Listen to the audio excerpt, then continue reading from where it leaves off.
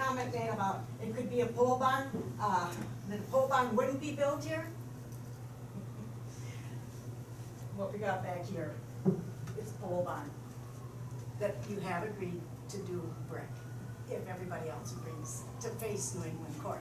But it's basically a pole barn, so don't tell me that that can't. That's not relevant tonight. No, but they said they can't build a pole barn. Well, if you can build a pole barn right here, why can't they build a pole barn on Cougar? With a conditional. That's not before. No, but it's, you know, we don't want a pole barn there either.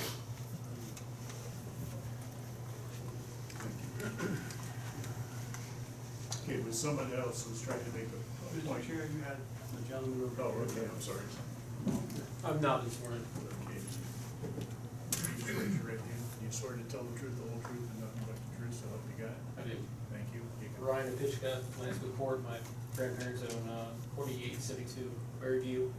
No, I'm just trying to get a better understanding. I think we didn't get, what did we get, the address or the name? Last name? Or either? Spell that? Strike vowels. OPICHKA. Could you sit down the microphone, please? I'm gonna walk over there, so I'll speak louder, is that fine? I'm just trying to understand with, because this is a conditional variance, right, saying, hey, we wanna keep it residential, we'll get approval to conditionally use something different, right, put a church Additional there. use. So with this, like regardless of parking lot size, I'm assuming that any building you build is gonna have spots for people to park there, right? And the amount of spots is based on the building size, and that's what you guys approve once this gets approved. So the only thing I'm questioning though is just the number of spots, correct, has to go off. How do you decide how big a parking lot can be or has to be? Is there any So, set Yeah, formula? Gary or- can explain that a little better than I can. There's a basic formula for net numbers. So what the code requires you to do is design a building.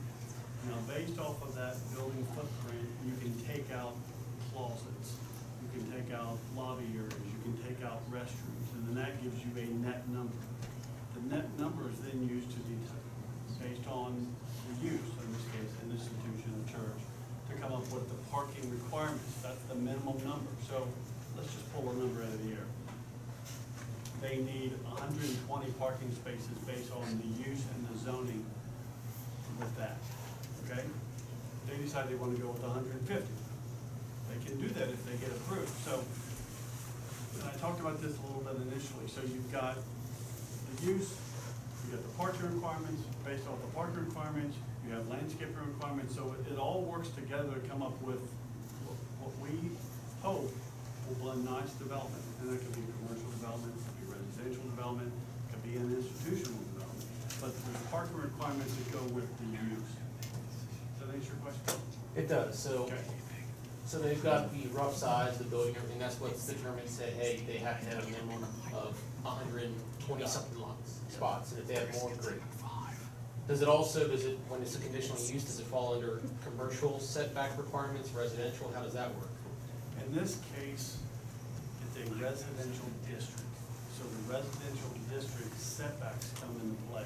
So be residential, that means your front yard has to be a certain dimension, it means your rear yard has to be a certain dimension. In this case, it's at least 35 feet, right? So they've met those requirements on the residential zoning part of it. The side yard has to be X, and so on. So this is still residential. And like I talked about earlier, when you're looking at churches, when you're looking at schools, communities want those within the community. They want walkability. When you start looking at land use, well, residential goes with conditional use. And the reason it's classified, in my view, as conditional use is it's not a simple residential home anymore. It's something that requires a little more review. Well, in this case, the little more review has to do with the parking requirements, has to do with the watershed, has to do with the landscaping. So all of these things come into play. It's not a true commercial development, it's not a true residential. It's a hybrid of both of those put into place. So we have all these special requirements of Chapter 17 that says, okay, this isn't a house. We want you to look at all these other items, and then we actually go a step farther and say, this is called a church. And now we have all these other items which staff has to review under those specific conditions.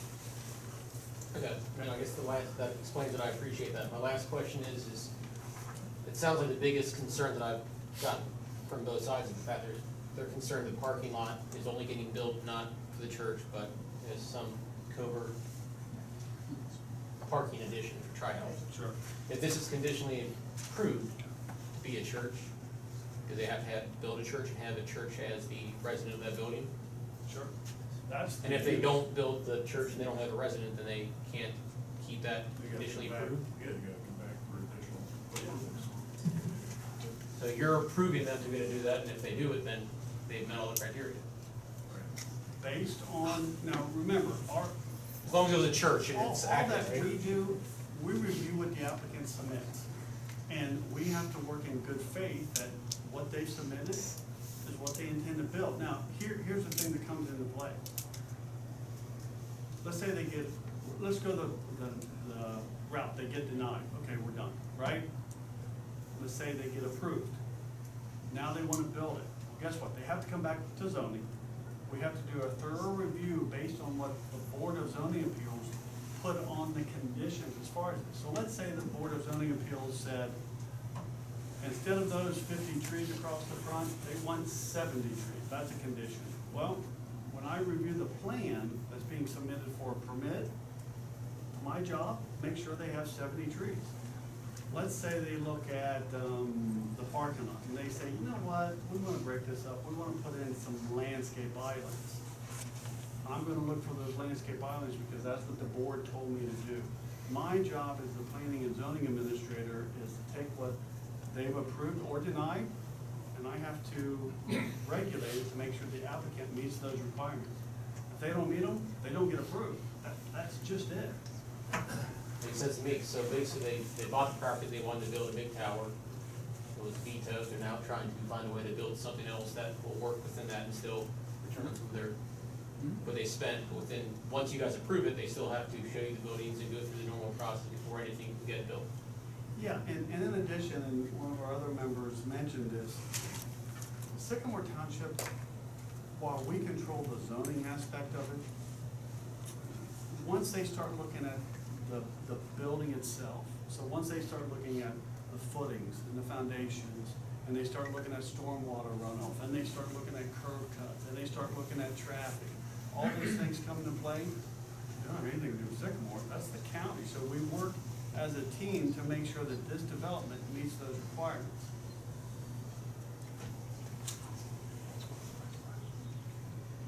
Quick point of clarification, Jay Sherman, yes, I was sworn in and you have my address and everything. Could they, if this is approved tonight, could they put in the parking lot and then say, well, you know what, we're still working on the church? Okay, so they would have to put, the church would have to be planned, approved, go through that whole process before they can turn a single shovel. Part of the permit process is if they just submitted a parking lot, it's not gonna be approved on just a parking lot. The application is for a church, which has a parking lot, but also has landscaping, and also has all these other things. I understand that. You answered my question. They cannot build the parking lot and say, oh, well, we're still working on the church. They cannot do that. That's what I heard you say. That is exactly what I said. Now, Okay. let's say this. Because I'm gonna get this somewhere. I might as well just. If they go for the permit, and their permit says, here's the church building, and here's the parking lot, and here's the landscaping, everything that I can approve as a township official, and it's all submitted in one application, it's put in front of me, I'm gonna make sure it meets the requirements, period, that's it. Once they get past the approval of the township, now they've gotta go to the county for their approval for the rest of the building and the parking lot and so on. So it's not just gonna be a partial approval, it's a church. I'm not talking about the approval process. They could go through all of that, give you all the documentation, plan a building, all of that, and still put the parking lot in, but not the church. No. Okay, just want to make sure I'm crystal clear on that. I mean, they can't, Ken, you mean they can't go ahead and say, okay, here's step one. You can't have just is the people parking. talking. I appreciate you raising your hand. This lady had her hand raised. Thank Go ahead. And if you could go to the front, and so, I know you've been sworn in, just state your name, we don't know what your name is. Allison Klein. So what you're saying is today, we are okay with that building being that close to a residence? No, what we're saying is, the applicant has submitted a set of drawings that meet the setback requirements. Whether I'm okay with it or not really doesn't come into play here. It's that board that has to make the decision and look at what's been submitted, and if it meets the code, they really don't have any other choice than to approve it. If it doesn't meet the code, and they're looking for relief, then that board has to grant and relieve of whatever those items are. But the fact is, in the residential zoning, it's an 8-foot setback. I think they've got 25. Yeah, so they're proposing a 25-foot side yard setback, the requirement's 8 feet. So they meet the code requirements. So as So of I right, can't have a fence any higher than how tall? you can have a 6-foot tall privacy fence. Right, I can in have a your rear 6-foot yard. tall privacy fence, but they can put a building. Right. Let's take this the next step. Let's say they did townhomes. They could put a 35-foot tall mean roof height townhome at the same location. Actually, it could go up to 8 foot within your property line. I get it, they can, but this is why we're here. I want everybody to feel that, like what that means to the residents. Yeah. Well, they could go up to 8 foot, and they've held back to 25 foot. Again, I'm just pointing out what the code says. 25 feet. Okay, there's a gentleman. Where do I'd like to talk, I'd like to speak, Mr. Chairman. Come on up. Thank you. I don't know what you call it. My name is, I was sworn in, yeah, I stood up and. That's great. Sworn in. Thank you. My name is, I know a few people here. My name is Jeffrey Geyer. I've been in the Sturbridge subdivision for 29 years. I've been a resident here in Sycamore Township, and I love living here. I don't like what's been going on around our area as far as all the commercial buildings and stuff going on, and residential getting gobbled up. But the points that I want to make to the committee is that, and looking at the general considerations for conditional uses, and again, I'm not trying to be repetitive for what's been said, but I think Mr. Holbert seems to be stating that the developer has got all the conditions met. But some of the other considerations that the committee has to consider, which have been addressed by a lot of the residents, is the spirit of the intent, no adverse effect on the community, protection of public interest, and consistent with adopted plans, like land use. And I did some calculations, and maybe I'm wrong, but I added up all the acreage of the properties, of the 5 properties that the Kabickis have bought. And if my math is right, it's 4.14 acres. And it says under section 17.7, sorry, I'm a little nervous. 17.7, specific criteria pertaining to conditional uses. On number 1, it says the site shall contain a minimum of 5 acres, and all buildings shall not occupy over 10% of the total area of the site. Well, if my math is correct, it's 4.14 acres is less than 5. They don't have, they can't do this. You know, and I really think the residents that live here, or live around this area, have spoken, are clear that this is gonna hurt our interests. And that's what, and it's just because they meet all this criteria of mathematics, but on this particular situation, again, 4.14 acres, if my math is correct, is the minimum is 5 acres. They can't do it. That's all I have to say. Thank you. Mr. Holbert, can you address that? I can. Could you give me that section again? Well, there's a bunch there. Which one? This one right here. The site shall contain a minimum of 5 acres. So,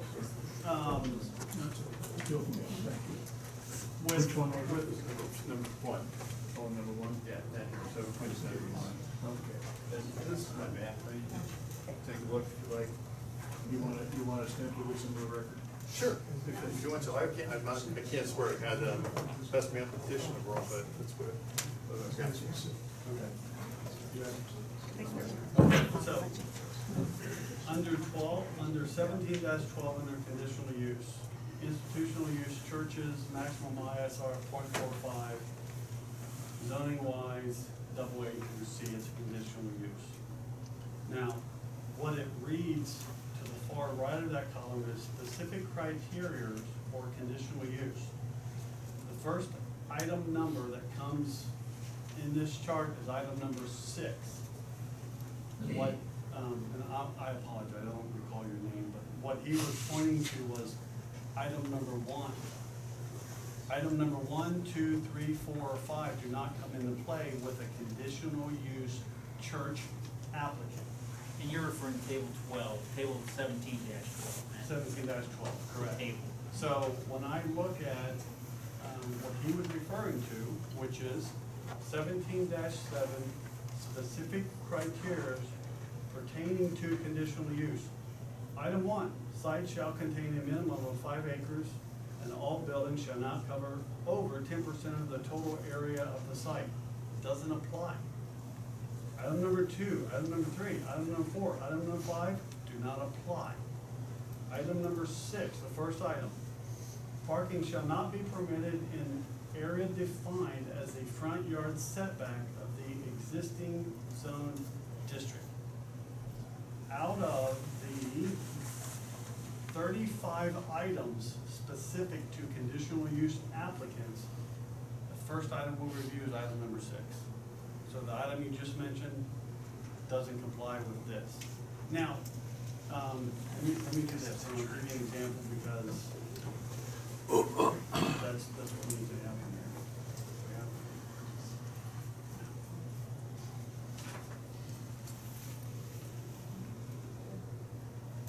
Okay, outdoor drama theaters, not a drive-in.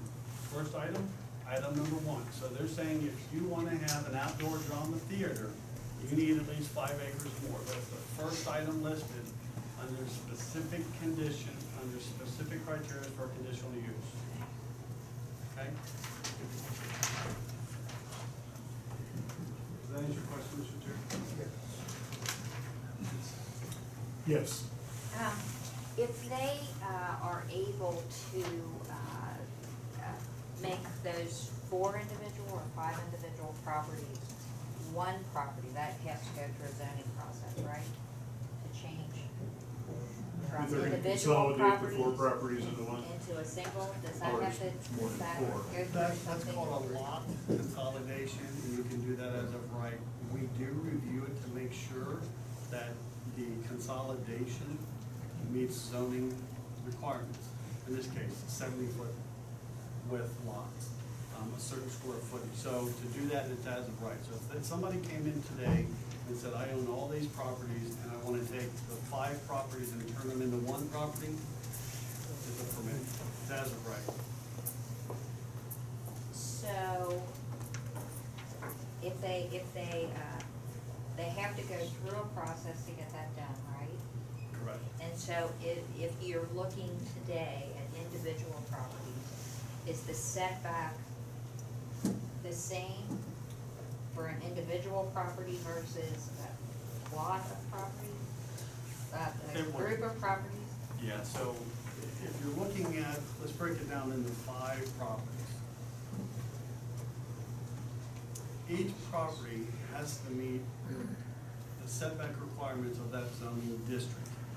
Now, if there is a building built in 1950, and that building doesn't meet the current setback, we just call it a non-conforming, right? It doesn't meet the current setback requirement. But that's okay, we're not gonna tell you to tear down your building because you don't meet the current code.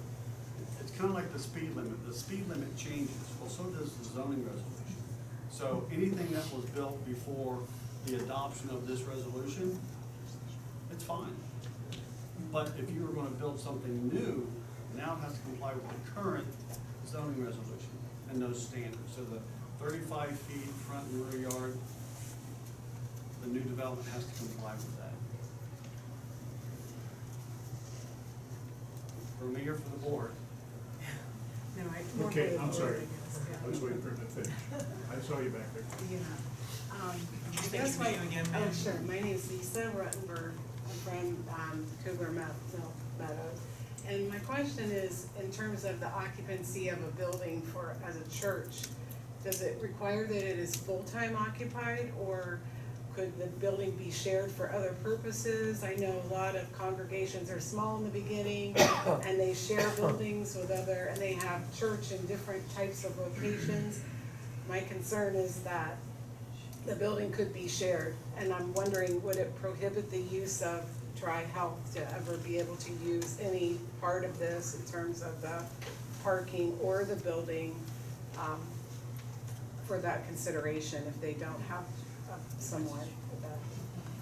If they have somebody who steps up and says, we're a congregation of 20, can we have our service on Sunday? Does that qualify them as a church?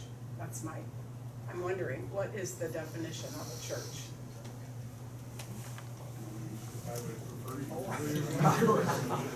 you. So, What we consider a church. we don't have a minimum number of church members, just like we don't have a minimum number of office tenants in an office space. So if they have, the priest or the pastor, or whoever it may be, and he's got, an office personnel, and they've got a volunteer, and they have 3 parishioners, and they wanna build a church here, that's fine, as long as they get approved through the conditional use. We don't regulate the minimum number of occupants, we regulate the maximum number, and that's more of a building department question, and that's based on, a lot of parameters, which it's really out of this conversation, but we don't have a minimum number for that use. Now, if, like, let's say the church says, you know what, Harry's got a car rental business, and he wants to run his business out of that church. I would have to get a tenant change to do that, because it's designated as a church. So that means